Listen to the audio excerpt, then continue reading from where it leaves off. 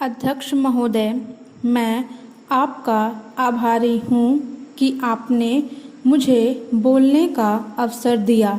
इस देश के वर्तमान भारी संकट के समय में और विशेष रूप से उस समय जबकि हम लड़ाई से अभी निर्वृत्त हुए हैं और आकाश में लड़ाई के बादल दूसरी तरफ से आने शुरू हुए हैं, हमारे वित्त मंत्री ने जो बजट पेश किया है वे इसके लिए बधाई के पात्र हैं। यद्यपि भिन्न भिन्न पहलुओं को लेकर आलोचनाएं की गई हैं, लेकिन यदि उनकी कठिनाइयों को भी देखा होता कि राष्ट्र को किन किन संकटों का सामना करना पड़ रहा है, इस बात पर भी अगर मेरे से पहले बोलने वाले वक्ताओं ने विचार किया होता तो मेरा विश्वास है कि उनकी आलोचनाओं का आधार कुछ दूसरा होता। उन्होंने ऐसे कठिन अवसर पर यह एक संतुलित बजट पेश किया है, उसके लिए मैं उन्हें बार बार बधाई देता हूँ, लेकिन साथ ही साथ मैं अपना यह कर्तव्य समझता हूँ कि कुछ ऐसे विचार भी उनके सामने प्रस्तुत करूँ जिससे उनकी कठिनाइयाँ कुछ हल हो जाएं। उदाहरण के रूप में विगत 2 वर्षों में लेखा जोखा कमेटी में बैठने के समय मुझे ऐसा अनुभव हुआ है कि इस देश में 2-3 इस प्रकार की त्रुटियां मौजूद हैं जिनको दूर करने के लिए, जिनकी जांच करने के लिए यदि कोई एक कमेटी या आयोग बिठा दिया जाए तो राष्ट्र की सरकार को, राष्ट्र के विकास कार्यों को और राष्ट्र की रक्षा व्यवस्था के लिए करोड़ों नहीं अरबों की व्यवस्था फौरन हो सकती है। केवल शासन को जागरूक होकर कुछ कदम उठाने की आवश्यकता है। अभी कुछ छिपे हुए धन का जिक्र किया गया। सरकार ने भी समय समय पर ऐसा आभास दिया है कि इस देश में लगभग 30,000 करोड़ रुपए का छिपा धन मौजूद है। स्वयं मैं समझ नहीं पाता हूँ कि जब सरकार ऐसा अनुभव करती है तो इसकी व्यवस्था करने में उसको दिक्कत क्या आ रही है। ऐसा मालूम होता है कि कहीं इच्छा शक्ति की कमी है।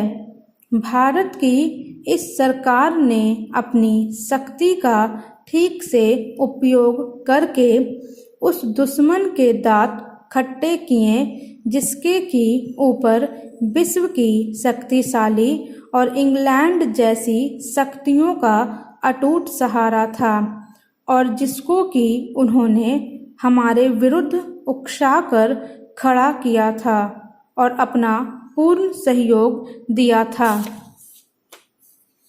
अध्यक्ष महोदय, मानव संसाधन विकास मंत्रालय की मांगों के संबंध में बोलने के लिए मैं खड़ा हुआ हूँ।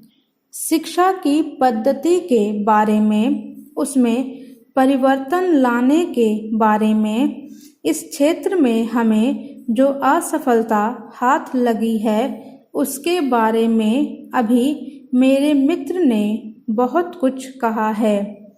दुर्भाग्य की बात यह है कि देश में सभी लोग यह मानते हैं कि शिक्षा में प्रगति नहीं हुई है।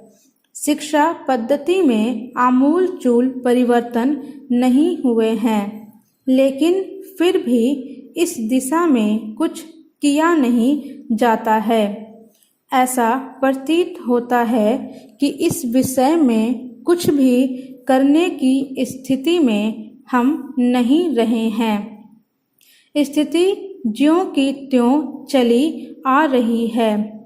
इतना होने पर भी शिक्षा की मद पर होने वाला जो खर्च है और जो उसके लिए धनराशि आवंटित की गई है वह भी बहुत थोड़ी है, लेकिन उस पर ना जाकर मैं आपका ध्यान इस ओर दिलाना चाहता हूँ कि मर्ज बढ़ता ही गया, ज्यों-ज्यों दवा की वाली कहावत ही आज चरितार्थ हो रही है। जितने ज़्यादा आयोग और समितियां बैठी और जितनी ज़्यादा शिक्षा पद्धति के बारे में छानबीन की गई, उतनी ही ज़्यादा बीमारी बढ़ती गई। बीमारी का इलाज न होकर और भी खराबियां पैदा होती गईं। अभी मेरे मित्र ने माननीय मंत्री का ध्यान एक रिपोर्ट की तरफ दिलाया था। इस तरह की बहुत सी रिपोर्टें हैं। अभी सदस्य महोदय भी एक रिपोर्ट का जिक्र कर रहे थे।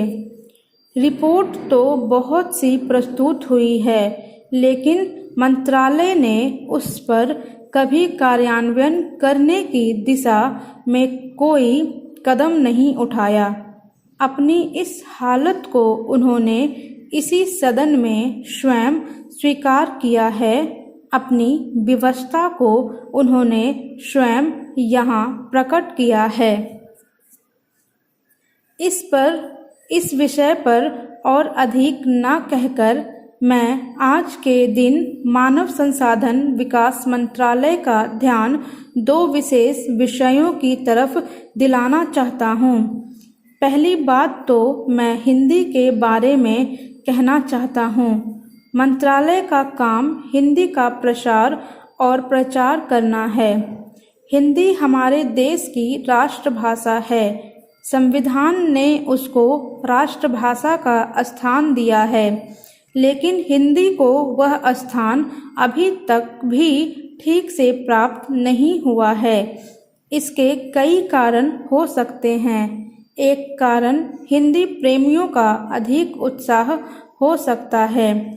दूसरा, दलगत राजनीति से प्रभावित होकर राजनेताओं का भाषा के बारे में अपनाया गया दृष्टिकोण हो सकता है।